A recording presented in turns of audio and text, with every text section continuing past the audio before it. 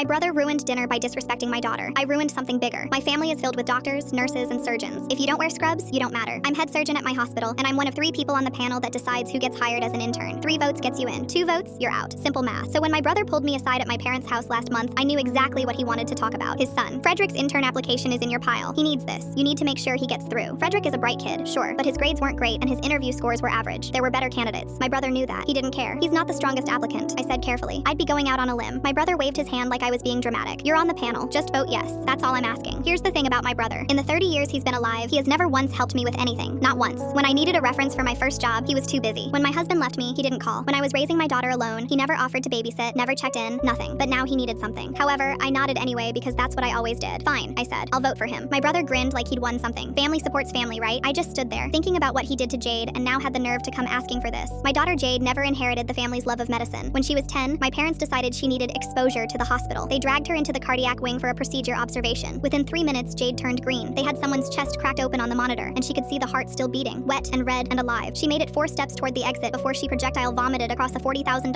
ultrasound machine. The technician screamed. My father went pale. My mother apologized to everyone in the room for 20 minutes straight. I just stood there laughing because what else could I do? My kid had just destroyed the most expensive equipment in the wing with her lunch. After that, Jade refused to step foot in a hospital. She was now and forever a germaphobe, terrified of blood, and completely uninterested in anything my family considered a real career. To them, she was a failure. To my brother especially, she was just the girl who couldn't cut it. But here's what none of them knew. Jade was brilliant. She taught herself how to fix machines, started with computers at 14, moved on to industrial equipment, got certified, started her own repair company at 20. By 22, she had 3 employees and contracts with hospitals across the state, including mine. Last year, she made $127,000. I keep a spreadsheet of her earnings because I'm proud, and scrapbooking is my love language. Last Sunday, we had family dinner at my parents' house. My brother was complaining about his hospital's MRI machine being down for over a month now. Nobody can figure out what's wrong, he said, stabbing at his food. We've called everyone. My heart started pounding because I saw an opportunity. Jade could fix it, I said, keeping my voice calm. Jade's legs started bouncing under the table nervously. She's certified. She's done work on equipment like that before. The table went quiet. My brother looked at me like I'd lost my mind. Jade, he laughed, loud and ugly. The girl who puked all over the cardiac wing? You want her touching $1 million equipment? I watched Jade sink into her chair. Her fork stopped moving. She runs her own company now, I said. She's a professional. My brother snorted. Come on, be realistic. She's a loser who couldn't hack it in the real world, so she plays with tools in your garage. That's not a career. That's a hobby. The rest of the family laughed while Jade's face went completely blank, and 30 years of silence ended right there. I stood up slowly. Since family no longer supports family, I said, I'm withdrawing my support for Frederick's internship. My brother's face went white. What? You heard me. I'm one of 3 votes on the panel. Without me, he's done. Frederick, who had been sitting at the end of the table scrolling his phone, finally looked up. My brother started shouting. My father slammed his hand on the table and demanded I sit down. I let them scream for about 30 seconds, watching the chaos like it was happening to someone else. Then I held up my hand. One more thing, I said, almost enjoying this. Jade made more money than me last year, more than anyone at this table. She's easily the smartest person in this family, and you just called her a loser. I looked at Jade. Tears were streaming down her face, but she was smiling. Jade and I walked out together.